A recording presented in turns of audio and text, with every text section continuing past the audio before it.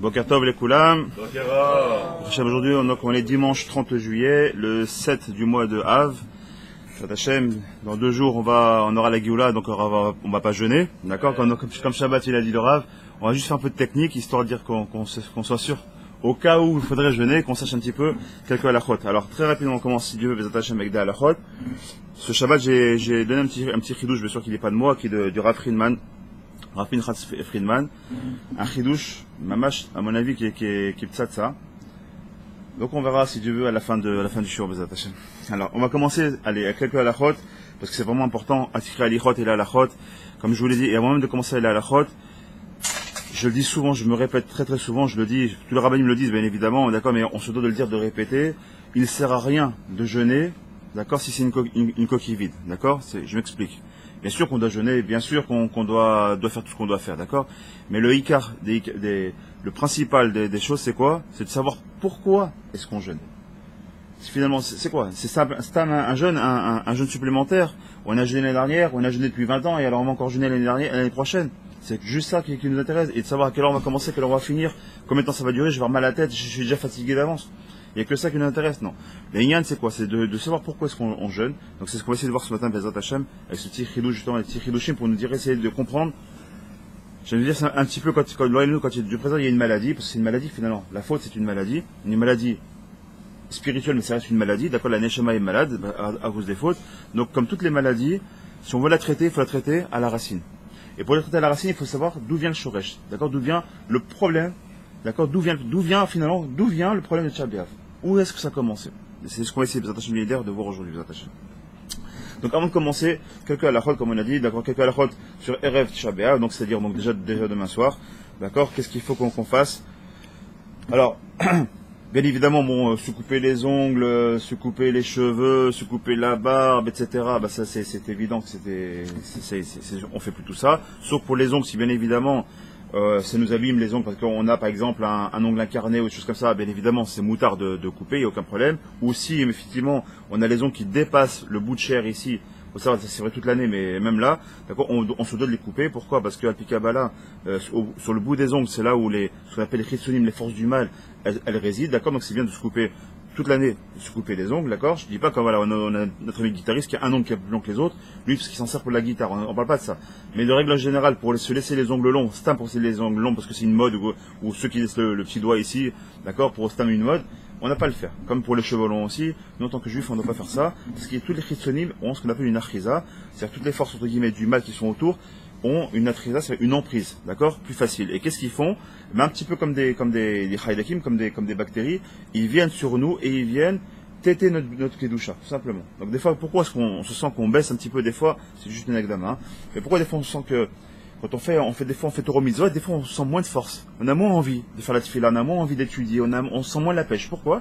Il faut comprendre qu'autour de nous il y a des chitsonim, et eux ils viennent téter au maximum. Donc plus les kadosh, plus les chitsonim ils sont attirés. Un peu comme des mouches qui sont tirées par le miel, d'accord?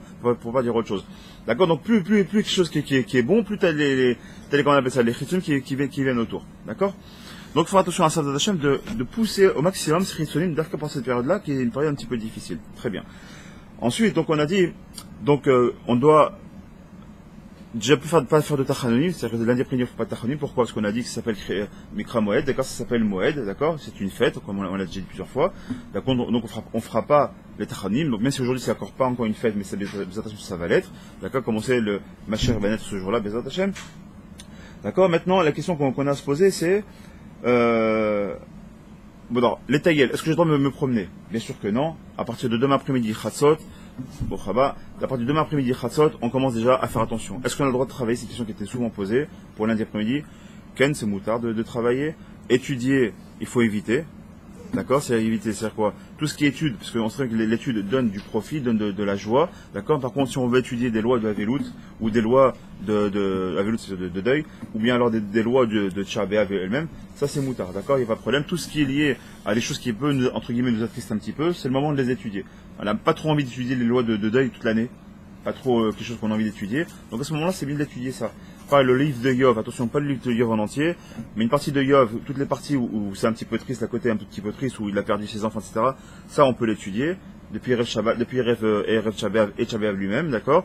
Pareil pour Echa, d'accord, la Milat Echa, où on voit, Dieu préserve, des femmes juives qui en sont arrivées à manger leurs enfants, tellement ils crevaient la dalle. C'est quelque chose de terrible, hein, d'y s'imaginer, qu'une mère est obligée de manger son propre fils pour rester en vie, et de choisir quel est son enfant qu'elle va manger, et j'ose même pas imaginer quelle atrocité ça peut être. Il faut bien comprendre, c'est ça Tisha B'Av. Quand on arrive à étudier ce genre de choses avant Tisha B'Av, quand on rentre Tisha B'Av, on n'est plus les mêmes. D'accord? Moi, j'ai un minhag qui est personnel, encore une fois, chacun fait comme il veut, comme il peut aussi. Moi, j'ai l'habitude de tous les Tisha B'Av après Chatzot Hayom, c'est donc cette année, c'est donc le mardi après-midi, donc le jour de Tisha B'Av lui-même, mais l'après-midi, de monter au kotel, d'accord? Comme j'ai dit la dernière fois, pourquoi?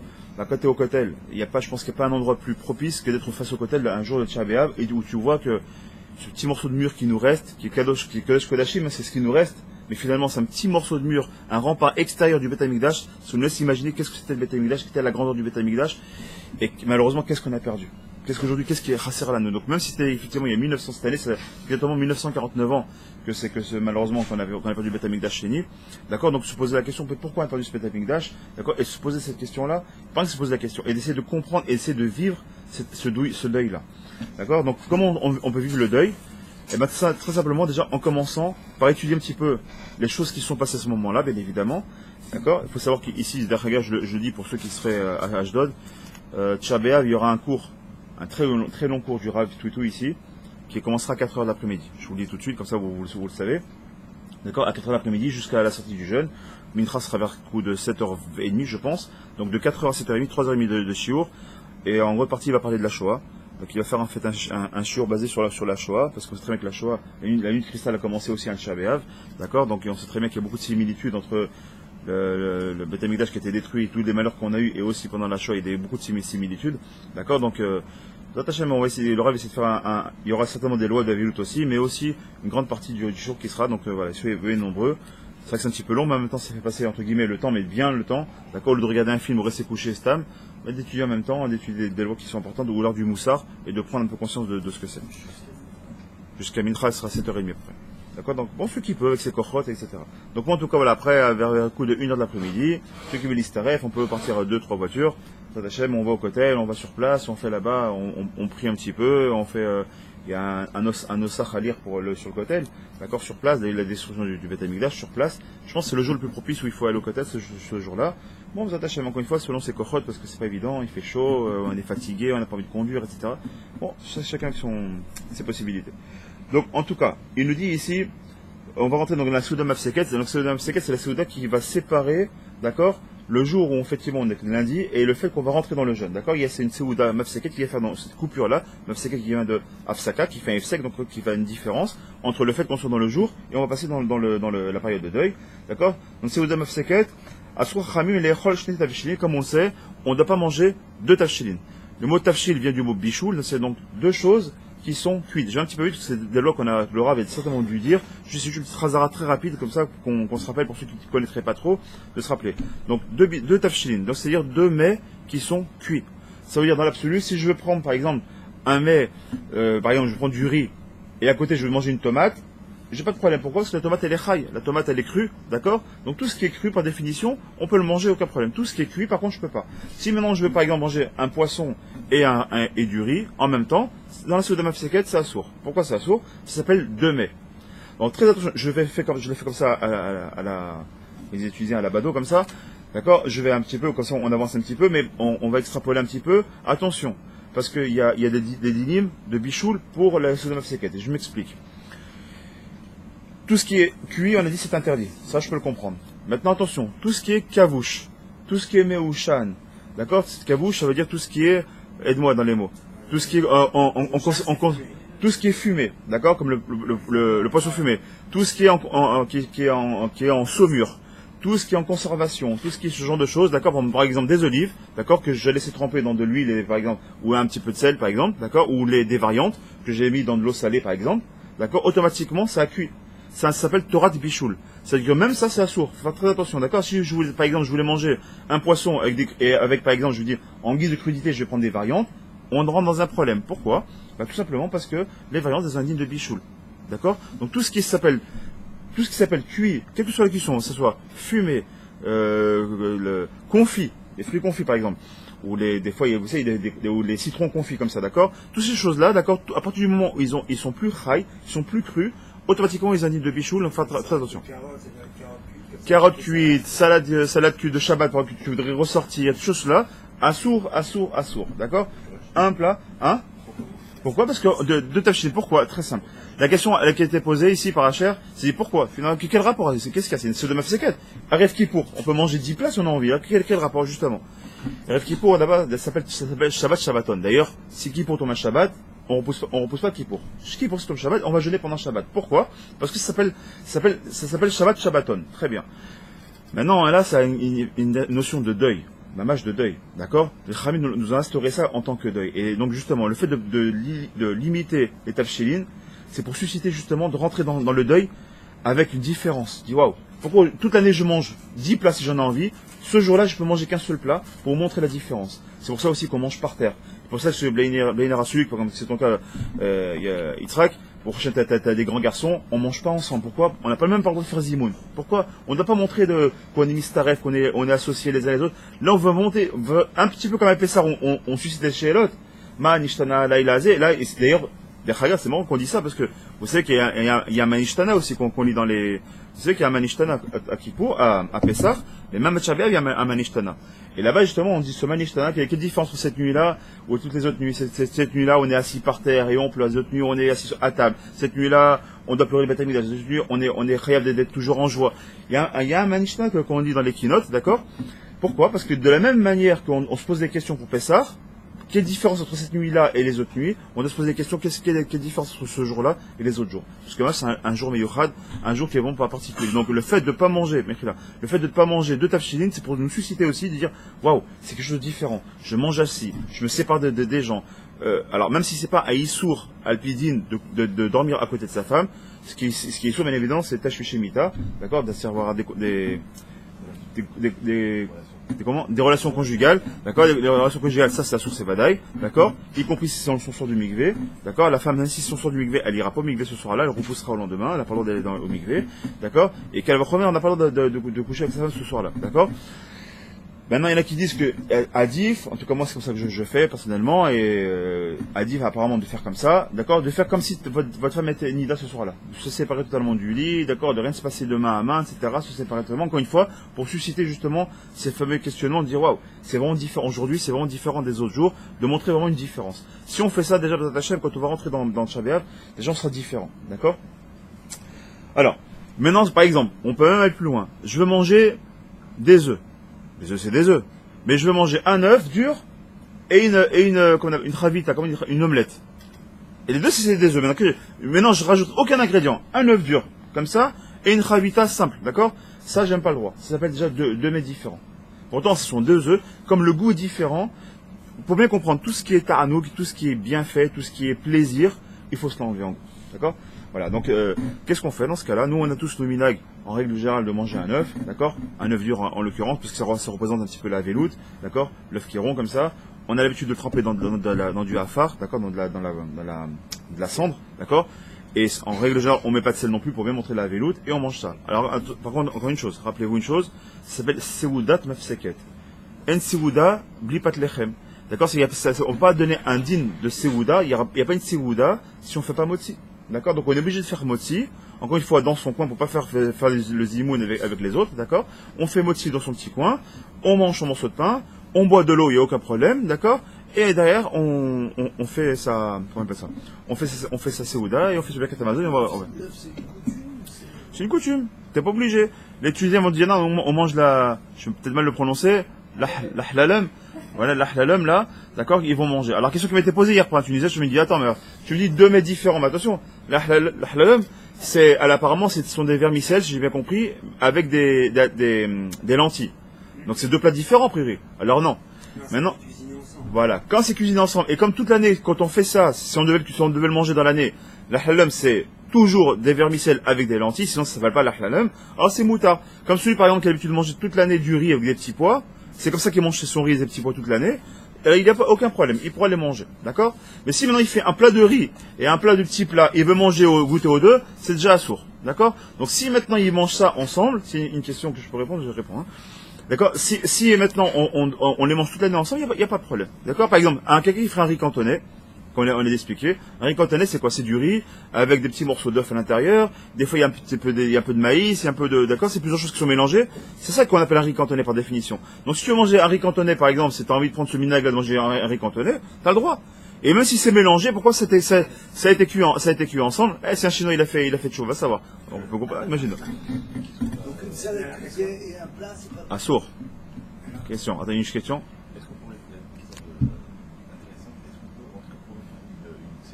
Avant la Soudan africaine. Ah, Khazak. Et une demi-heure après. Khazak, qui t'a posé la question? C'est Myriam. Alors, Khazak, si c'est Myriam, on répond à la question. Effectivement, moi, c'est comme ça que je fais aussi. D'accord? J'ai pris alors, la question, elle est ok. En gros, c'est un peu l'ahsab. On va manger par terre, on va manger un œuf, on va faire un jeûne de 25 heures, etc. Il fait super chaud. C'est un peu angoissant tout ça. C'est vrai. On a parlé des Seuda Mafseket. Les Seuda Mafseket, c'est la dernière Seuda, donc c'est-à-dire la dernière fois où on a fait moti, et qui sera collée au jeûne. Maintenant, rien ne m'empêche de manger avant. D'accord? Moi, d'ailleurs, c'est ce que je fais. Par exemple, imaginons un cas concret, après on va passer à autre chose. Et un cas concret, je regarde un petit peu l'heure, parce que j'ai pas de truc, ok. D'accord? Par exemple, le jeûne, il rentre vers la coupe de 7h30, 7h35, disons, d'accord? Un petit peu avant qu'on soit les tranquilles. Disons 7h35, il rentre le jeûne. Ici, le Rav, il a dit, on fera mitra, par exemple, à 7h30. D'accord? Très bien. Donc, ça veut dire qu'il faut partir, pour ceux qui sont un petit peu plus loin, disons 7h25, il faut quitter la maison. Ok? Donc, il faut manger un petit peu avant. D'accord? Donc, les Souda Mafseket, pour manger un œuf et un morceau de pain, etc., il faut un quart d'heure et boire un verre d'eau. Ça veut dire, après 7h05, on peut commencer, ou 7h, on peut commencer Souda Mafseket. Très bien. Ça, c'est pour le Souda Mafseket, maintenant, on la met de côté. Maintenant, j'ai envie de me kiffer. Mordechai, il me regarde, il me dit, ma salade cuite, moi, je la veux. Je veux la manger, ma salade cuite. J'y tiens. Très bien. Et je veux manger l'ahlala, mais je veux manger plein de choses en même temps. Ok, très bien. Alors, dans ce cas-là, il n'y a pas de problème. Qu'est-ce que je fais? À 6h, par exemple, je me mets à table, vraiment à table, avec mes enfants s'il faut. Motzi ou pas motzi, ça c'est vous qui choisissez, on n'est pas obligé de faire motzi à ce moment-là, parce que c'est pas une seuda de mitzvah, parce que c'est une seuda de mitzvah, dans le sens, c'est une mitzvah de faire une seuda, d'accord? Et dans le sens, c'est un commandement, on est obligé de le faire, d'accord? Très bien. Donc ça veut dire quoi concrètement? Eh ben tout simplement, à 6h, je m'attable tranquillement, d'accord? 6h, 6h10, moi, mes enfants, etc., ma femme, tout le monde, on a des salades, des machins, du coca si t'as envie, ce que t'as envie, bien sûr, pas de vin, pas de viande, bien évidemment, d'accord? Parce que là, avant, c'était un minag. Erev Tchabeav, c'est devient Issour. Avant, c'est un minag, mais là, c'est un Issour Gamour. Donc, on peut avoir ni viande, ni vin. D'accord? Maintenant, je veux manger du poisson meushan, c'est-à-dire du poisson fumé, du thon fumé, ou du saumon fumé, et des œufs, et des machins, et 10 plats. Y a pas de problème, tu peux le faire, y a aucun problème. Mais tu fais ça bien avant. D'accord? Une fois que t'as fait ça, t'as mangé, t'as fait ta bracha. Moi, ce que je conseille, c'est qu'il faut faire Yessir Da'at. C'est-à-dire qu'il faut couper. Pourquoi? Parce qu'il y a un gros problème. Si je fais cette Seouda-là, et derrière j'enchaîne sur une autre Seouda, on a un gros problème. C'est le même dîne que le Shabbat. C'est quoi le problème? C'est si je fais une Seouda avec ou sans moti, d'accord? Derrière, je suis obligé de faire ce qu'on appelle bracha acharona. La bracha après, d'accord? J'ai mangé par exemple des choses, après je dois faire brûler fachod ou à la mechia, etc. Très bien. Le problème, c'est si derrière j'enchaîne sur moti, je fais Birkat Amazon. Et les Chachamim nous disent, mais si je fais Birkat Amazon, il rend pas tour de tout. Ça veut dire que tout ce que j'ai fait en amont, tout ce que j'ai mangé, j'aurais pu être pas tour avec mon Birkat Amazon. Donc je rentre sur un safek, si oui ou non j'aurais dû faire la bracha harona. Donc pour éviter ce problème-là, on mange bien à 6h, on mange ce qu'il faut bien, on se cale comme il faut, d'accord? Après on arrête de manger, on fait Yissirdat, c'est quoi Yissirdat? On essaie de faire un petit tour, si on veut faire un petit tour. Derrière Sponja, si on veut pas derrière Sponja à la maison, c'est moutard de le faire. Prendre une petite douche, pourquoi pas? Bien sûr, une douche froide, parce que là, on se douche qu'à l'eau froide, y compris les femmes. D'accord? Sauf celui qui est vraiment, une femme qui est enceinte, une personne qui est vraiment hysténiste, etc. Ou. Non, toi, Ashkenaz, nous, on a le droit de se laver. Ashkenazim, ils se lavent. Alors, c'est vrai que même, il y a même quelques Sefaradim, on a vu que le Benishraï, qui se lave que par partie, y compris l'eau froide. C'est un chidouche pour moi. Le Benishraï, il y a 5 Sefaradim, comme ce qu'on appelle les Douta Mizrach, d'accord, donc, notamment en Irak, où, à partir de Shah Shechalou, ils se lavent pas. Ashkenazim, il y en a qui se lavent pas du tout. Il y en a qui se lavent que, comme ça, très rapidement par partie, avec un gant très rapidement pour l'histoire de, les parties, sous les selles, etc. D'accord? Pour vraiment sentir le tsar. Encore une fois, c'est pas question de saleté, c'est question de vraiment sentir la dureté de la journée. D'accord? Nous, ça veut dire, on a l'habitude de se laver, y compris au savon. D'accord? Il y en a qui se lavent sans savon avec savon. D'accord? Mais en tout cas, à l'eau froide. D'accord? Donc, par exemple, ce qui serait bien, c'est pendant cette Seouda-là et la vraie Seouda Mafseket, prendre vite fait une petite douche. Déjà, c'est sûr que t'as fait Issadat. Pourquoi? Bah, tu t'es déshabillé, tu t'es pris ta douche, t'as fait hein? Dans un endroit où il t'es rentré dans un endroit, t'es obligé de faire Isserdat, ou alors par exemple tu vas aux toilettes, parce que pareil, quand on va aux toilettes, on n'a pas le droit de livrer Torah, donc automatiquement ça fait Isserdat. Faut aller dans un endroit qui te coupe. Si t'as une mirpesset par exemple, tu fumes ta dernière cigarette, alors voilà aussi pour la cigarette, c'est une question qui a été posée. Faut savoir que, si on me demande Shura Tartona, enfin, Alpidine, c'est compliqué de dire. C'est assourd de fumer, voilà. Maintenant, celui qui fume pas, il risque de fumer sa famille. Alors, dans ce cas-là, il peut fumer lui, d'accord, mais il faudra qu'il fume Betzin A, d'accord, vraiment, c'est comme ça que c'est marqué. Pourquoi? Parce que fumer en règle générale, c'est quand même un bienfait. Alors, on parle pas de celui qui fume 2 paquets par jour, où lui, en réalité, c'est même plus un bienfait. C'est un mec qui est nerveux sans ça, il tue tout le monde, on parle pas de celui-là, d'accord, mais en règle générale, ceux qui fument, par exemple, et d'ailleurs, très souvent, on dit, ah, moi, la cigarette du matin, ou la cigarette d'après le repas, ou la cigarette avec le café du matin, on voit que c'est un petit kiff. Donc, le fait que c'est un kiff, et comme on doit s'enlever tous les kiffs de ce jour-là, on ne doit pas fumer, voilà. Si on pose la question, non, on n'a pas le droit de fumer. Si vraiment on a un gros manque, et c'est compliqué, c'est difficile, sans ça, on s'en vend pas bien. On a Tzbani comme ça, on est sur les nerfs, en plus on mange pas, etc.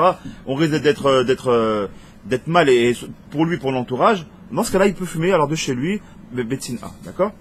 Donc là, pareil, pour faire une afsaka, d'accord, ce qu'il peut faire, entre son premier repas et la seconde afsaka, il va dans la mirpesset où il fait un petit tour dans la rue, il fume sa petite cigarette. En gros, il faut faire une petite coupure. Et là, à mon avis, c'est la meilleure façon de faire les choses. C'est les Hachem, voilà, de faire un petit bouddha avant, on est tranquille, on mange tout ce qu'on a envie, on se remplit correctement. Et puis voilà. Voilà, on va finir avec les halachot, s'il y a des questions. Alors, il y en a qui veulent l'œuf, les lentilles. Encore une fois, chacun avec son minag, d'accord? Comme chez les Tunisiens, c'est la halal.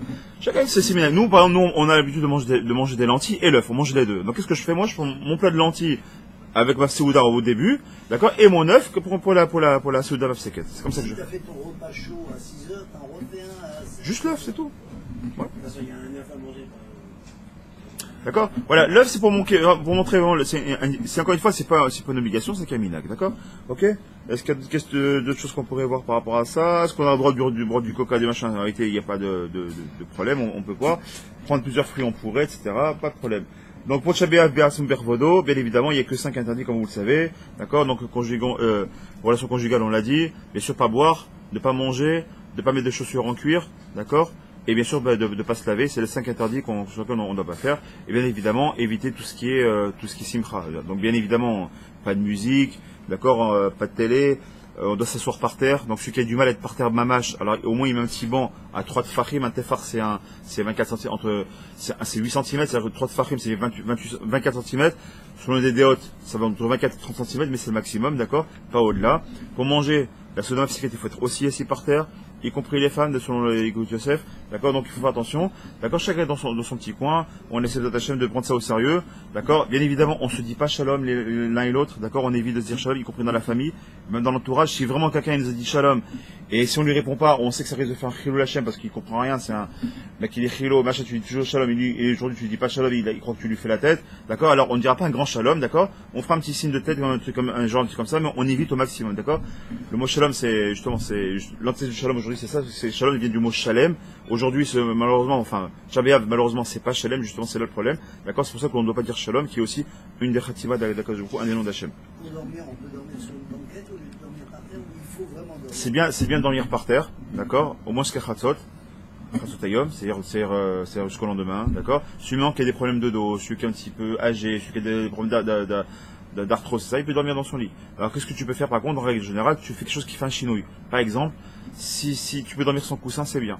Si tu as l'habitude de dormir avec 2 coussins, t'en mettras qu'un. D'accord, il y en a qui mettent une petite pierre en dessous du coussin. Enfin, quelque chose qui te dérange, quelque chose qui fait que t'es pas à l'aise, d'accord. Il y en a qui mettent par exemple en dessous du matelas, ils mettent par exemple, je sais pas, un drap un peu bombé comme ça, de façon à ce qu'il soit pas droit dans son dos, qu'il soit dérangé dans son dos. Vous voyez, en gros, qu'il soit pas bien, qu'il sent qu'il y a un changement ce soir-là, qu'il se sente pas bien. Moi, bon, par exemple, une fois, c'est pas que je vais me parler de moi, pour dire simplement comment je fais. Voilà, moi, je dors même le sol. Je mets un truc là, même un drap, même le sol, et puis voilà. Je dors très mal, pour dire que je dors pas quasiment pas du tout. C'est très difficile, la vérité, mais bon, au moins, tu sens vraiment la douleur, tu sens quelque chose, d'accord. N'oubliez pas de faire Tikkun Chatzot ce jour-là, c'est vraiment un Tikkun Chatzot. Si c'est une fois dans l'année qu'il faut le faire, c'est ce jour-là. Tikkun Rachel uniquement, d'accord. Il faut faire tous les jours. Mais celui qui le fait pas, alors au moins, vous attachez ce soir-là de Tchabéav, essayez de le faire. Vous attachez à partir de 1h moins 10 du matin, d'accord. Vous avez jusqu'à 4h10, on va dire, du matin pour le faire, d'accord. Essayez de le faire. Nous ici, on prie honnête. Je pense à Ketetva, vous allez faire pareil, d'accord. On prie honnête. Pourquoi? Parce que encore une fois, c'est un des 5 jours ramenés par par le Shar Kavanah, donc par le Hari Kadosh, qui est un des jours les plus importants pour lesquels il faut prier au net, avec Yom Kippour par exemple et Shavuot, pas moins que ça. Donc on voit que Tisha B'Av c'est pas Stam, c'est un Yom qui est vraiment très très, très profond. Maintenant je vous invite à ce qu'on essaie de voir un petit peu plus en profondeur, justement qu'est-ce que c'est que Tisha B'Av, donc vous avez des questions spécifiques. Alors juste une dernière chose, voilà. On a l'habitude aussi donc de faire Birkat HaLevana, d'accord. Donc Birkat HaLevana, c'est quoi Birkat HaLevana? C'est recevoir, c'est la Kabbalah Ziva Shechina, d'accord. C'est-à-dire que recevoir la lune, d'accord. La Birkat HaLevana, c'est pas simplement regarder la lune et faire comme les Indiens qui font de la danse pour la lune, Chaz Shalom, d'accord. Ça s'appelle Ziva Shechina, c'est un moment extrêmement propice pour les Neshama, d'accord. Donc bien évidemment par rapport à ça, il est bon de remettre des chaussures, de bonnes chaussures, parce qu'en règle générale on a des chaussures de deuil, d'accord. Donc il est bien de remettre des chaussures, idéalement des chaussures en cuir si on peut, d'accord. Mais encore une fois, c'est pas obligé. Par contre, Netilat Daim, ça c'est important de le faire, d'accord. La Netila, d'accord, après le jeûne, se rasser la bouche, voire même manger ou boire quelque chose, d'accord. Et vous attachez derrière de pouvoir, si Dieu veut, faire la Birkat HaLevana. Aujourd'hui et demain, on peut travailler. Aujourd'hui et demain, il n'y a aucun problème, on peut travailler. Demain, on peut travailler. Encore une fois, si on peut travailler un petit peu moins dans l'après-midi, c'est mieux, d'accord. Pour plusieurs raisons. D'abord, on peut se reposer un petit peu, se préparer mieux pour le jeûne, etc. Enfin, courir si t'arrives en sur, machin, ton travail, t'arrives à 6h40, et à peine t'es arrivé, tu rentres chez ce Dama Seket, etc. On a vu que tu mangeais qu'un seul plat, t'as mangé super vite, et du coup t'as bu en même temps, t'as le ventre gonflé comme ça. C'est aussi, tant que j'y pense, ne faites pas les relous, hein, d'accord. Je dis ça pour vous comme pour moi, d'accord. Ne buvez pas 1,5 litre d'eau ou 2 litres comme ça, de Vatachat, ça sert à rien. Donc vous avez le ventre gonflé. Et en plus, ça va, au bout d'une heure et demie, vous allez courir aux toilettes pour tout vider. La meilleure façon de faire, c'est dès aujourd'hui déjà, de boire. D'accord, pardon? C'est mieux, bien sûr, c'est mieux. Si on peut arrêter de la même manière que c'est marqué après cette Chatzot Hayom, c'est bien d'arrêter d'étudier, qu'à la première, c'est mieux d'arrêter de travailler. Maintenant, celui qui peut pas, ce qui est Efsed Meroubé, il peut travailler, y compris de Shabbat, on peut travailler. Sinon, il y a Efsed Meroubé, d'accord, c'est même s'il n'y a pas de Siman Bracha, c'est qu'on n'aura aucune Bracha là-dessus. Mais si maintenant, on n'a pas le choix, parce que c'est où ça, ou alors on risque de se faire virer, ou si on n'a pas trop, et si on travaille pas ce jour-là, on risque de perdre un chantier, etc. Alors, on va pouvoir travailler. Si on peut pas travailler le matin, et travailler que le mardi après-midi après Chatzot, c'est mieux. Si on n'a pas le choix de Malasot, on n'a pas le choix, c'est un peu dommage, mais bon, il faut éviter. Vous attachez, Travailler à la maison, Travailler à la maison, c'est-à-dire quoi? faire des travaux, je sais pas, bricolage à la maison aujourd'hui et demain matin. Aujourd'hui, ouais, ça dépend quoi. C'est pour faire des arrangements, c'est pour des arrangements, ça sourd. D'accord? On n'a pas le droit. On a dit tout ce qui est embellissement pendant Shabbat, on n'a plus le faire. Qui ont été commencés avant et qui sont. Encore une fois, si c'est des travaux qui sont importants et c'est des trucs dangereux, des trucs électriques, etc., t'es obligé de ranger, oui. Mais si c'est par exemple, c'est des coups de peinture, c'est des arrangements, on n'a plus le droit de le faire. Là, tout ce qui est embellissement, depuis Shabbat, c'est fini. D'accord? Alors, nous, on a l'habitude d'attendre Sfaradim, d'attendre le lendemain après Tisha B'Av, donc le 10 Av, après Chatzot, d'accord, de recommencer à écouter de la musique et de manger de la viande, etc. Il y en a qui attendent même jusqu'à après la Shkias, en gros, c'est-à-dire jusqu'à le mercredi soir, on devra manger de la viande, d'accord. Chacun fera selon son minag, d'accord. Pourquoi on attend jusqu'à le lendemain? Parce qu'on sait très bien que le début de la destruction du Beth Amikdash c'était le 9 Av, d'accord. Mais que finalement il a brûlé, il a été consumé le plus, et il a été totalement consumé quand le 10, d'accord. Donc normalement Khamim nous a dit on aurait dû jeûner 2 jours, le 9 et le 10 Av. Comme malheureusement on est des générations qui sont aujourd'hui trop faibles, on n'arrive pas à supporter ça, d'accord. Donc du coup le Khamim nous a dit alors dans ce cas-là on fait un jour, mais dans ce cas-là on fait selon le début du malheur, c'est-à-dire donc le Shabbat, d'accord. Donc pour boire, buvez aujourd'hui, d'accord, comme un verre comme ça, chaque heure, bien sûr pas de café et de l'eau, d'accord, chaque heure vous buvez. Mangez un petit peu de raisin, c'est très bon le raisin pour les jeunes, il faut savoir, d'accord. Si vous buvez un verre d'eau comme ça chaque heure, aujourd'hui et demain, vous allez passer un jeûne travail la semaine. Pourquoi votre corps sera totalement hydraté, mais comme il n'aura pas un surcroît d'eau, un surplus d'eau, d'accord, vous n'allez pas courir aux toilettes Yutar Midai, d'accord, donc vous allez bien garder cette eau-là, d'accord, c'est important de le faire, d'accord. D'autres chélotes par rapport à ça? Allez, on continue, vous attachez. Alors, on va commencer les attachés à avec le Bnei Tzion. Et après, on va essayer de parler avec le fameux credo dont je vous ai parlé, les attachés. Et si on a le temps, on finira avec un petit moussard. C'est-à-dire, si tu bois ta bouteille d'eau comme ça, comme d'habitude, l'équivalent, je sais pas, de 2 verres d'un coup, ça va. Non, tu peux, il n'y a pas de problème. C'est vrai que le yin, c'est pas ça. Encore une fois, chacun connaît ce corps. Mais encore une fois, n'oubliez pas qu'on est en Eretz Israël. Pour ceux qui sont Nub Hadashim qui ne sont pas encore trop habitués à Israël. Il faut savoir que même sous un masgan comme maintenant, on ne se rend pas compte, mais on se déshydrate, il faut savoir, d'accord? Donc c'est un air, je ne vais pas dire qu'il est vicié, mais le masgan, il déshydrate, il faut le savoir, même si on ne se rend pas compte, parce qu'on se sent bien, d'accord? Donc il faut beaucoup boire, d'accord? Donc attention, et puis si on est dehors, on va à la tefila, on vient, etc., on va transpirer, etc., on va perdre de l'eau, donc il faut faire très attention. Les maux de tête, en règle générale, c'est un que de ça. La faim, ça passe très vite, c'est pas ça, c'est un faux poil, c'est ça qui fait croire qu'on est fatigué déjà le début, d'accord? C'est bon, faut boire un petit peu. C'est manque d'eau, tout simplement. D'accord? Donc boire beaucoup d'eau, les attachés. Je redis là ce qu'il dit le fois le Rav, il y a une bonne ségoula. Moi, je l'ai jamais fait personnellement, ma femme l'a fait 2-3 fois, apparemment ça marche. Bon, c'est une ségoula, ça va marcher. D'accord? C'est de boire 7 fois comme ça, vous buvez une gorgée, vous embrassez la mimosa, une gorgée, ça juste avant de rentrer dans le jeûne, d'accord? Le jeûne il rentre à 7h30 ou 35, à la 1 minute avant ou 2 minutes avant, vous êtes devant une bonne mimosa, une gorgée, et ça 7 fois. Apparemment c'est une ségoula qui est badou comme nous sait, qui a été vérifié, qui marche. Apparemment Achat il l'a fait aussi, donc ça marche. D'accord, donc voilà, ça peut vous aider. Bon Hachem. Des fois, je sais pas si c'est pas une ségoula qui est comme un plat, comment on appelle ça, un placebo là, on appelle ça les faux mets. Ouais, exactement, c'est ça. C'est exactement ça. Très bien, c'est ce qu'il dit. Il dit si tu crois que ce morceau de sucre c'est un cachet, il va te guérir. Le cachet a été cliqué. Faut sortir de la Gemara, sa femme s'est trompée, sa fille elle s'est trompée, elle a mis du vinaigre pour allumer les bougies, et pourtant elle a dit celui qui a décidé que ce soit l'huile qui fasse consumer la bougie, il fera en sorte que le vinaigre aussi consume. Et on voit avec elle est restée tout Shabbat, elle est restée allumée avec du vinaigre. Donc c'est tout dans la main d'Hachem, je suis d'accord avec toi. Et la Devarim, Achat Diber Moshe, elle colle Israël. D'accord, donc on a commencé avec le livre de Devarim. Ce livre de Devarim, on a l'habitude de l'appeler Mishneh Torah, d'accord? D'ailleurs, c'est ce que Rambam d'ailleurs lui-même a appelé Mishneh Torah, son livre, c'est pas pour rien. Comme on sait, quand c'est marqué sur la tombe de Rambam, il y a, depuis Moshe à Moshe, il y a pas d'autres comme Moshe. De quel Moshe est-ce qu'on parle? De Moshe Rabbeinu. Il y a pas un autre comme Moshe. Quel Moshe? Le Rambam lui-même qui s'appelle Moshe, d'accord? Donc il n'y a pas eu un grand Moshe comme Moshe. C'est pour ça qu'il a appelé son livre Mishneh Torah, d'accord? Alors bien évidemment, Mishneh Torah, Hachom, ne pas croire que c'est une deuxième Torah, d'accord? Mais simplement, il a ramené, d'accord? Comme si il nous faisait en réalité un condensé, un résumé de toute la Torah, d'accord, pour nous dire, ben écoute, la Torah là vous l'avez apprise, maintenant vous devez l'appliquer, d'accord, et ça commence par des torahot, des réprimandes, comme on le sait tous, d'accord, comme on sait, et les Devarim, et voici les Devarim, el diber, el lachon dibour, c'est pas un lachon qui est caché, d'accord, quand il s'adresse à Moshe avec bienséance, c'est-à-dire avec un langage gentil, il dit Vayomer. Quand il dit Vaïdaber, c'est un langage caché. Et là, on voit que Moshe il fait la même chose. Il dit Ele à Devarim. D'accord, les Devarim. Et tout le monde sait très bien, c'est connu. Ele, Rachetevot, c'est les premières lettres de quoi? Ele, c'est Aleph, Lamed, He, c'est Avak, Lachon, Hara. D'accord, on sait très bien que le Beth Amikdash a été détruit en grande partie à cause du Lachon Hara, qui a amené la Sinatridan, donc la haine gratuite. D'accord, donc même le Havak Lachon Hara, à ce moment-là, il faut faire attention. D'accord, parce que déjà le Havak Lachon Hara, c'est déjà interdit. Kalvachomer le Lachon Hara et Kalvachomer le Otsad Diba. D'accord, Otsad Diba, c'est carrément. Lachon Hara, c'est dire des vérités. Otsad Diba, c'est carrément dire des mensonges. Et on va voir, on va essayer de comprendre maintenant pourquoi, quel rapport il y a entre ça, le Lachon Hara, le Otsad Diba et justement Tchaber.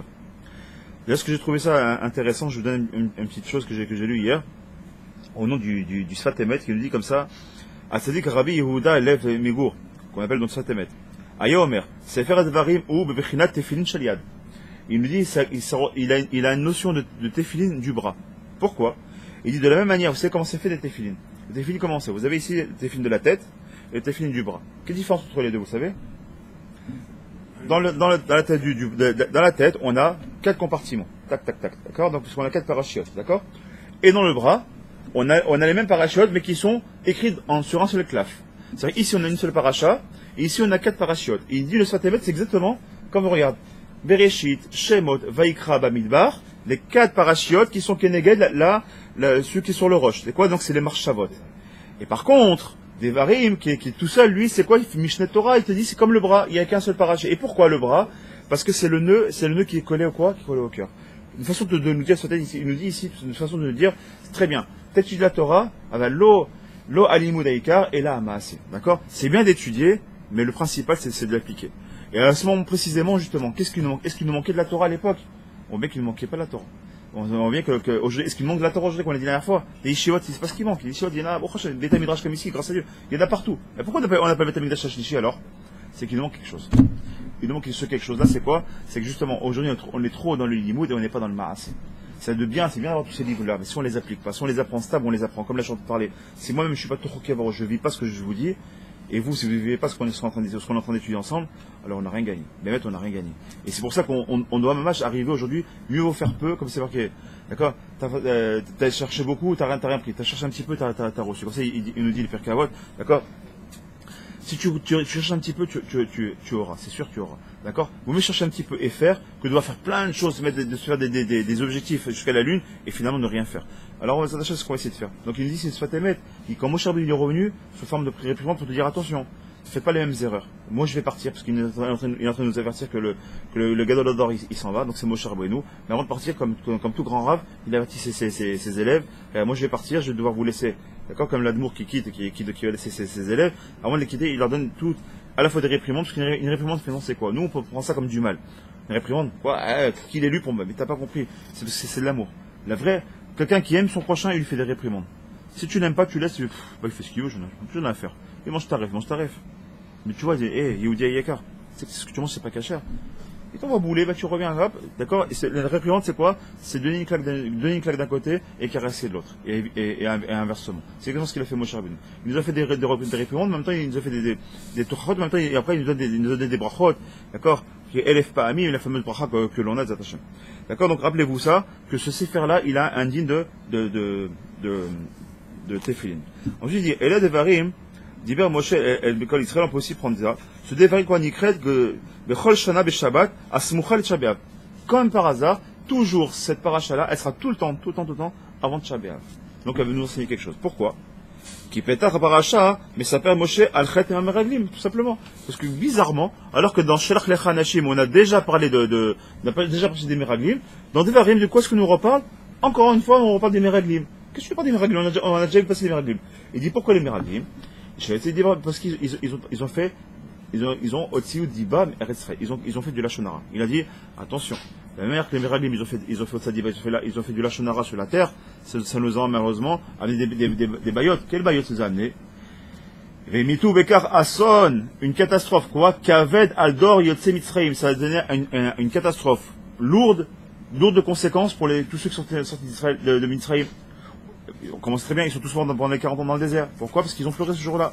Au Gvar Amouchazal, Shak Zera, Chez Gazar, Akadosh Baruchu, Aïtse Mitzrayim, Chez Amoutou Bemidbar, Velo Yavou, à la Haaretz, à Muftachat, et Ra Belel Tchabéav. On sait très bien que le jour où ils ont pleuré, c'était quel jour? C'était exactement Tchabéav. Quand les Meraglim sont revenus, d'accord, ils étaient 12, ils sont revenus, il y en a 10 qui ont dit de la Shonara sur la terre, qu'est-ce qu'ils ont fait le peuple? Ils ont commencé à pleurnicher. Ils disent, il a des bécars, Shaninu, Bemeseret Haïnit. La Gemara nous dit par rapport à ça. À la Pasouk, Vayifku Aham, Balaïla Haou. Vous avez pleuré ce jour-là. Oto Laïla, l'El Tchabéav Aya. Ce jour-là, comme on l'a dit, c'était Tchabéav. Amar Laïm Akadosh Baruch Hu. Il leur a dit à ce moment-là, au Ham, au Béné Israël. Atem, Bechitem, Bechia Shel Chinam. Vous avez pleuré gratuitement. Bechia Shav, c'est Bechia Shav, c'est en vain, d'accord, pleurez Stam. Vous avez pleuré pour rien. C'est ce qu'il leur dit. Ok, Vehani, c'est Hachem qui parle. Vehani, kover lachem, bechia les dorot. Je vais fixer sur vous maintenant des pleurs pour toutes les générations. Belel Tisha B'Av, Shebo Atidim Israël, Leitabel al Chorban Bet Hamikdash, qu'on sait très bien malheureusement qu'aujourd'hui on pleure le Bet Hamikdash par rapport à ça. Donc qu'est-ce qu'on est en train de comprendre ici? Qu'est-ce qu'on est en train de voir? On est en train de voir qu'en vérité, pourquoi est-ce qu'on pleure? On pleure parce que les Bnei Israël, dans le désert, au lieu d'être sa mère, de rentrer en Eretz Israël, ils ont préféré écouter qui?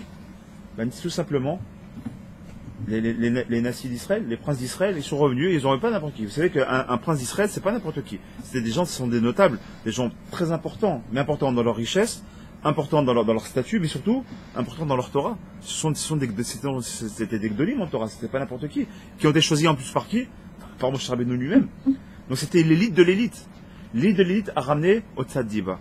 On voit ce que ça a apporté. Maintenant, on va essayer de comprendre dans le Shoresh, Bezat Hashem, avec le Zohar Kadosh, si vous voulez bien être un peu concentré avec moi, Bezat Hashem, il nous reste un petit peu de temps. Il nous reste un petit peu de temps, le prochain. Le Chidouche, il arrive maintenant. Vénéré.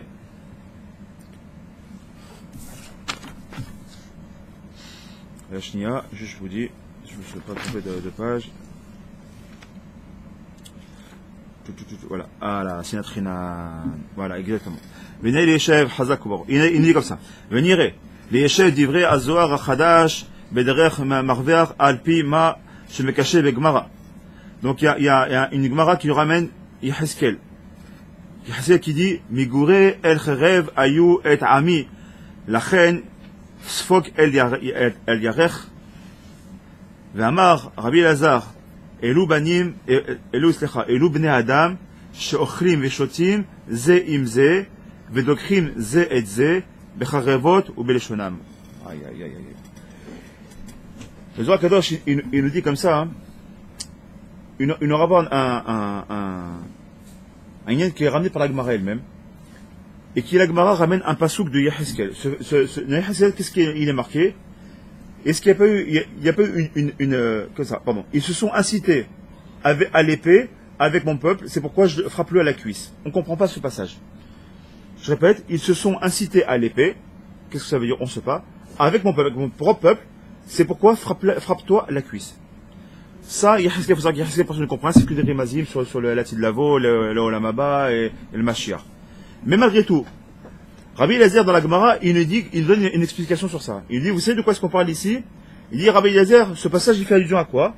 Il dit, ça ressemble à ceux qui mangent et qui boivent ensemble, et qui se transpercent les uns et les autres avec leur épée. Et quelle est cette épée? Leur langue. Il te dit, quand on va boire ensemble, si par exemple je dis, voilà, mon ami Hacher, viens on boire un café ensemble. Pourquoi je vais boire un café avec lui? Parce que je le déteste ou au contraire je l'aime bien? Ou Mordechai, si je te dis, viens, ça dit, on fait un petit resto ce soir? Bon, pas ce soir, c'est pas le moment, mais après Tchabéa, viens, on se dit, on fait un petit resto jeudi soir? Si je suis en train de dire ça, je suis en train de te dire, on est des amis, on va partager quelque chose ensemble. Un bon repas sympathique, etc. Un bon moment, on est bien d'accord. Et là, ce qu'il est en train de nous dire ici, ça fait trembler. Mais ça fait trembler, ce chidouche, il fait trembler. Mais là, il faut bien écouter, c'est Zohar Kadosh qui ramène ça. Zohar Kadosh, exactement. Et qu'est-ce qu'il nous dit, Zohar Kadosh? Au nom de cette Gemara. Il te dit, selon Rabbi Eliezer, il te dit, ça ressemble à quoi? Ce sont des personnes qui sont en train de boire ensemble, manger ensemble. Ah, mon pote, comment ça va? Et dès qu'il a le dos tourné, qu'est-ce que je peux pas le voir, celui-là? C'est-à-dire que je viens à manger avec toi, et je vis mon repas, je vois Hacher, enfin, la ville, hein, et je commence à parler de toi. Ce Mordechai, il m'a dit, qu'est-ce qu'il est naze, je peux pas le supporter, il m'a fait des coups. Il y a une minute, tu étais en train de mourir avec lui, avec les grands sourires de cinéma, et derrière, tu parles, c'est exactement ce qu'il est en train de nous dire. Il dit, qu'est-ce que c'est, qu'est-ce qu'il nous enseigne ici? Il nous enseigne que quoi? Que la vraie sinat chinam, c'est quand tu fais des grands sourires devant la personne, mais qu'en vérité, tu peux pas le blairer. Et regardez ce qu'il nous dit. On continue, vous allez voir, il va amener le fameux Kileyakar que tu aimes beaucoup. Et il continue comme ça. Au Tiroutz, Aïe, et Sinat, ah là là. Il dit comme ça, Tiroutz, Aïe, chez Nessier, Israël, Hu. Alors là, ça fait très peur. Il dit, qui est-ce qu'on parle ici? C'est qui ces personnes-là qui sont assis les uns et les autres et qui se parlent les uns avec les autres? Il nous dit, il continue là, sur la Gemara, et il nous dit, ce passage, il parle de qui? Il parle des princes d'Israël. De qui est-ce qu'on parle ici? On ne parle pas n'importe qui. On ne parle pas de n'importe quel Pékin du coin qui fait du lachonora sur son ami. À la limite, on peut dire, bon, il n'est pas. On parle des princes, c'est pas moi qui parle, c'est la Gemara. On parle ici des princes d'Israël. Rabbi Elazar, il nous dit, qui est-ce qu'on parle qui font des grandes figures les uns avec les autres? On s'aime les uns et les autres, qui se détestent les autres, les princes d'Israël. Et regardez ce qu'il nous dit, c'est Madim. Au Manorim, je vais traduire, enfin lire un peu traduire et après expliquer. Soyez un peu de patience si tu veux. Au Manorim, divrei à Kliyakar. Rachetez-nous, sur cette paracha, qu'est-ce qu'il nous dit? Chez Mevoir, qui sinat achinam, chez Haïta etzel nisei Israël, bamigdash rishon. Il nous dit comme ça, le Kliyakar, qui avait une sinat chinam pour le Beit Rishon. Question avant qu'on aille plus loin. Pourquoi il était détruit le Beit Rishon? On sait très bien. Pour trois choses. Avodah Zara, Gilo Yareot et Shifrut Damim, d'accord? L'Avodah Zara, c'est le fait de servir d'idolâtrie. Gilo Yareot, c'est la sexualité, la débauche, etc. Et Shifrut Damim, c'est le meurtre, d'accord? Des choses qui sont graves. Qu'est-ce qu'il nous dit ici, le Kliyakar? Il parle même pas de ça. Il dit pas que ça. Il dit le Kliyakar, il dit, il a été détruit le Beit HaMikdash Rishon. Tu sais pourquoi? À cause de la Sinat Chinam. Mais c'est pas vrai, c'est vrai, la Gemara nous dit que c'est pas ça. C'est Béachini qui est détruit. Il dit non. Le Kliyakar dit, t'as pas compris. Sinat Chinam, pas n'importe quel Sinat Chinam. Sinat Chinam des Nessiers Israël, les rachés à Matot. De quoi est-ce qu'il nous dit que l'écart, ça nous fait trembler? C'est la Sinat Chinam qu'il y avait, tu sais quel Sinat Chinam il y avait? Pas dans le peuple. La Sinat Chinam juste entre les rachés à Matot. Les peuples, les chefs de tribu entre eux. Ça vous rappelle rien, ça? Comme j'ai dit Shabbat, malheureusement. Va dire, toi, quelqu'un qui est un Belz de chez Belz depuis toujours, de se marier avec un séfarade. Va dire toi un Chabad de Chabad de se marier avec un Viznich. Va dire à un gour de chez Gour de se marier avec un Breslev. Il dit, mais putain, excuse-moi, je l'aime bien, ça reste mon frère mais de loin, mais bon, je suis gour, je reste avec des gours. Je suis séfarade, j'essaie de trouver plutôt séfarade, même si aujourd'hui on a un peu moins ça aujourd'hui dans notre génération à nous, mais en règle générale. Va dire un Lita, pur Lita de se marier avec un pur Lita, tu dis qui est dans les yeshivot de l'Itaïm, de se marier avec une fille qui descend de la Chassidoute, mais même pas en rêve. Mais tu rigoles ou quoi? C'est même pas en rêve. De quoi est-ce qu'on parle? Les princes d'Israël, ceux qui sont dans la Torah, pas ceux qui sont dans la Torah. Les princes d'Israël, ceux qui sont les rachés à Matot. Les princes d'Israël, c'est ceux qui sont comme tu dirais, l'Admourim d'aujourd'hui. Il n'y a pas de mélange. Il y a la symétrie. Alors, de la façade, on est tous des frères, Arivim Zelazé, ouais, Aftale Chakamocha. Habibi-le. Arrête de le parler. Et la Devarim, arrête de sortir que des paroles. Pourquoi justement Devarim, il arrive d'Afka à ce moment-là? Arrête avec tes paroles. C'est pour ça que j'ai commencé volontairement de dire tout à l'heure. Venez, on arrête, comment il dit avec les. J'ai ramené le Sfatémet qui a dit que c'est le bras c'est quoi? C'est l'action. D'accord? La tête, c'est la marchava, c'est les pensées, c'est le limoud, c'est j'apprends. Très bien. Et les maasé. Mais pour elle, qu'est-ce que tu fais? C'est bien dire qu'on est tous des frères, mais comment tu lui dis que c'est ton frère? Tu lui dis vraiment que c'est ton frère? Les pour elle, dire quoi, Arim Zelazé, tu le fais vraiment? T'es capable de dire, tu sais quoi, demain il y a un felacha, t'amènes ta fille, t'amènes un felacha à la maison. T'es capable de dire, franchement, il est juif, qu'il soit noir, bleu, jaune ou vert, je veux me marier avec lui, t'es capable de le dire? Au fond, nous, on est capable de le dire vraiment. Il n'y a pas qu'on dit, c'est des juifs. Quand c'est ta prof qui te dit, je t'amène un felacha, tu réfléchis à 10 fois. Je vous dis, parce que ça m'est arrivé moi-même. Si je me suis posé, j'ai dit, si, mais non, ma fille, parce qu'à un moment, elle était avec personne, mais elle aimait beaucoup d'amis felacha. Enfin, les Éthiopiens. Je posais la question, je dis, mais on n'a pas le même tarbout, ou même un russe. Est-ce que c'est la guizanout, ou est-ce que c'est du racisme? Mais non, on a du mal. Pourquoi? Parce qu'on a du mal d'accepter l'autre, parce qu'il est différent de l'autre. Et c'est pire que ça, c'est qu'ici, cette haine gratuite, elle est là. Et le Kiléka te dit, mais la haine gratuite, bien sûr qu'elle était déjà premier temps, c'est la haine gratuite 100%. Et la haine gratuite, elle vaut pire que Shirudaim et tout ça. Ça, à la limite, ce sont des Totsahot. Tu peux faire tchouva. Ce sont des Averot. Sur les Averot, tu peux faire tchouva. Mais sur la haine, c'est de la Mida. Et regarde ce qu'il continue, c'est ce qu'il nous dit. Et d'où il est né cette Mida-là? Regarde ce qu'il nous dit ici. Et il continue. Il dit, je reprends. Chez Mevoir, Kassinat Achinam, Shaita, Etzel, Nessier, Israël, Bemigdash Arishon, Garma, Lessinat Achinam, Etzel, Kol Israël. Ça commençait par la tête. C'est comme une maladie. Quand il y a une maladie, il y a une peste ou il y a une épidémie. Au début, ça touche une petite frange de la population. Qu'est-ce qu'on fait? On les met en quarantaine. Pourquoi on les met en quarantaine? C'est pas qu'on les aime pas. Mais si tu les mets pas en quarantaine, ils vont toucher tout le peuple. C'est ce qui s'est passé. Comme ils ont pas été mis en quarantaine. Attends, c'est les princes d'Israël. Ils sont mélangés au peuple. Qu'est-ce qui s'est passé? Qu'est-ce comme une épidémie? Torquer des chenilles. C'est-à-dire moins de 70 ans. Qu'est-ce qui s'est passé? Deuxième établi c'était détruit. Pourquoi? Parce que la haine gratuite qui était au Raché Matot, pardon, ils sont tombés qui? Ils sont tombés sur tout le peuple. Du plus vieillard au dernier enfant, tout le monde était empreint de sinatrinam. Le peuple avait de la haine pour l'un et pour l'autre. Comment c'est arrivé? Exactement comme une épidémie. Reste que tu regardez ce qu'il nous dit. C'est incroyable. Gamal et sinatrinam et kol Israël bevigdash hasheni ou belashon koch. Regardez sur la chaîne de Kliaïka. Ou betchabeav aya maaseh ameraglim. C'est pas pour rien que je vous ai rapporté ça, que c'est comme par hasard dans Devarim. De quoi est-ce qu'on parle? On parle là-bas, qu'est-ce qu'on a dit? On parle d'Afkat, de quoi? Des meraglim. Qu'est-ce que tu racontes meraglim? C'est Charlecha. Qu'est-ce que tu veux ramener ça dans Devarim? Quel rapport? Mais t'as pas compris. Tout vient de là. Pourquoi tout vient de là? Parce que les meraglim, qu'est-ce qu'il nous dirait comment c'est magnifique? Il dit parce que quand les meraglim ils sont revenus, ils ont instauré une mida qui n'existait pas. Une mauvaise mida. Qui n'existait pas parce que dès lors il n'existait pas cette mida-là. C'est quoi?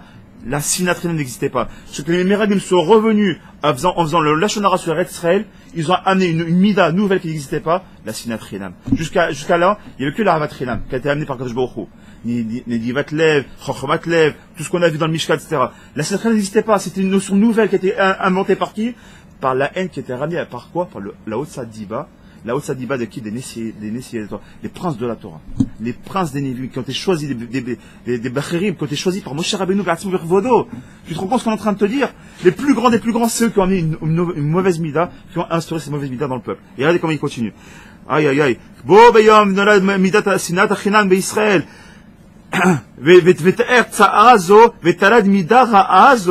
Donc ils ont donné naissance à cette mauvaise mida là. C'est pour ça que les deux Betamikdash ont été détruits par la sinatrinam au final. D'accord? Qui peut être rishon, aya sinatrinam, sheni c'est Israël. Au bat sheni, bet sheni, pashta, pashut. Et c'était détruit par le peuple. C'est simplement, la Totsa, c'est la résultante de ce qui s'est passé. Les premiers, ils ont voté. À quoi ça ressemble? Quand je donne un exemple, imaginez ce qui est Khadjam, pas du tout, les RP à la Satan, Khadjam. Mais imaginons, Dieu préserve, je m'entendais pas du tout avec mon ami Hacher, mon ami d'enfance, Baou Hachem. D'accord? Dieu préserve, imaginons que j'avais une sinatrinam de lui. Je ne peux pas le voir. Qu'est-ce que je ferais? Je ferais en sorte que mes enfants, que ma fille ne fréquente pas sa fille. Pourquoi? Parce que comme je l'aime pas, maintenant ma fille et sa fille, ils ont rien. Ils sont même très bien. Qu'est-ce que je vais faire? Comme moi j'ai de la haine vis-à-vis de lui, je vais dire, non, ces gens-là, il faut pas les fréquenter, c'est des gens mal, c'est passé avec une tribu. On se mélange pas. Nous, quoi, on a des descendants d'Iouda, on est des descendants de la royauté. Les Lévis, mais nous, les descendants, c'est nous qui avons, on a accompagné c'est nous, la Léviade, on a accompagné tout l'arche sainte, c'est nous. Et les Issachar, mais nous, c'est la Torah. Et Zévloun, mais nous, on est les commerçants, c'est nous qui amenons la richesse dans le peuple. Chacun, ils vendait sa tribu. Alors, devant, la façade, c'est comment? Shotim, Zeimze.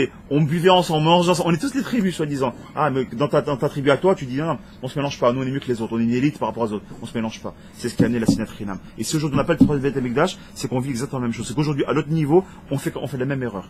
Et quoi? À la tête de tout ça, c'est pire que ça. C'est que c'est même pas nous, c'est les Gdolim qui font pas leur travail. C'est dur ce que je suis en train de dire. Malheureusement, c'est pas Hachem qui trouve, c'est pas une accusation que je suis en train de faire. C'est une évidence, on le voit, on nous ouvre les yeux. Aujourd'hui, on voit bien que des rabbins entre eux, ils se font la guerre entre eux. On se voit bien, ils disent, contre lui, contre l'un. Où on est là? Accepte la Torah de l'autre. Dis-toi que la Torah de l'autre, elle est aussi belle que la tienne. Et qu'il y a 70 facettes de la Torah. Et que c'est la même Torah que la Torah, c'est la Torah Emet. Moshe Emet, la Torah To Emet. Et si tu fais pas ça, donc tu deviens Korah. Et donc on arrive même à comprendre comment ça fait que Korah, il était avec 250 Tamidei Chachamim. Pas Tamidei Chachamim. Les rachets, comment on dirait aujourd'hui, des roches de Yeshiva. Tu comprends ce que je suis en train de dire?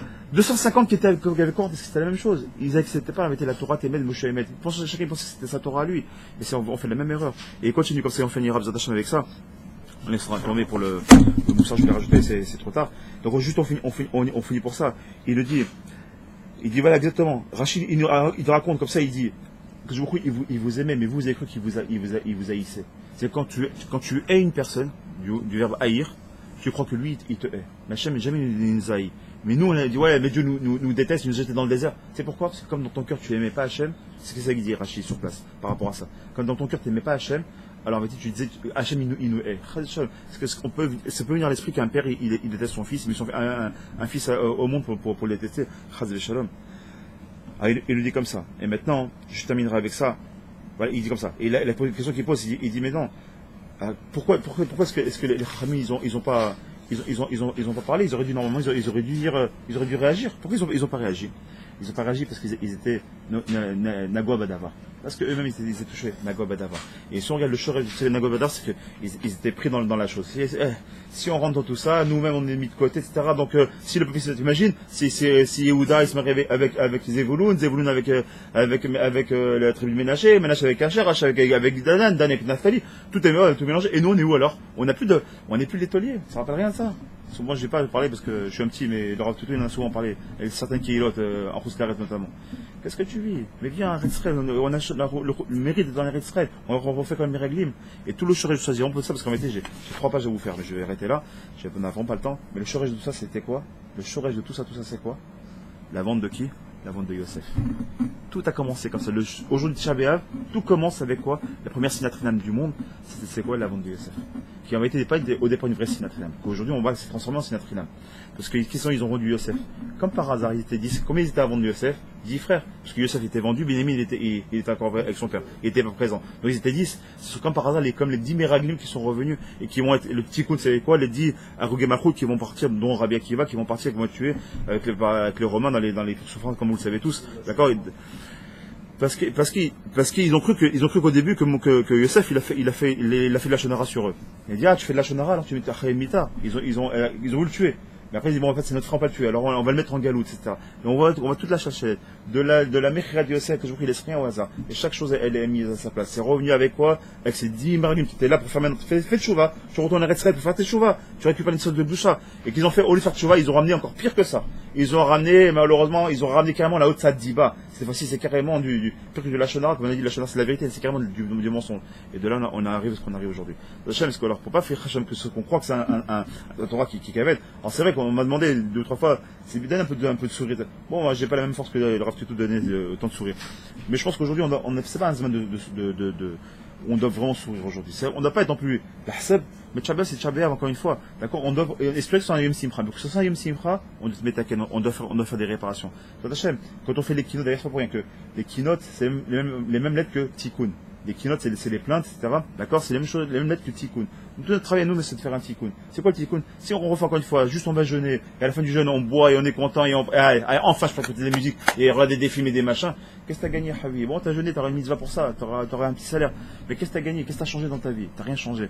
Mais si on veut changer les choses, si on veut le mettre qui soit là, ben, il faut qu'on commence à travailler sur nous, et qu'on essaie surtout de ne pas refaire les mêmes fautes. La Torah est ici, mon cher Ben fait Mishneh Torah, pas pour dire il y a une deuxième Torah, pour dire regardez, je vais partir, donc je vous en supplie, ne refaites pas les mêmes erreurs. C'est ce qu'il nous dit le bénédictionnaire ici à travers Moshe Rabbeinu. Ne faites pas les mêmes erreurs. Et nos jours, on est perpétués. Vous attachez que nous, à notre petit niveau, on essaye de ne pas faire les mêmes erreurs. Et qu'on fasse la Géoula avec Amen. Amen. Chazak,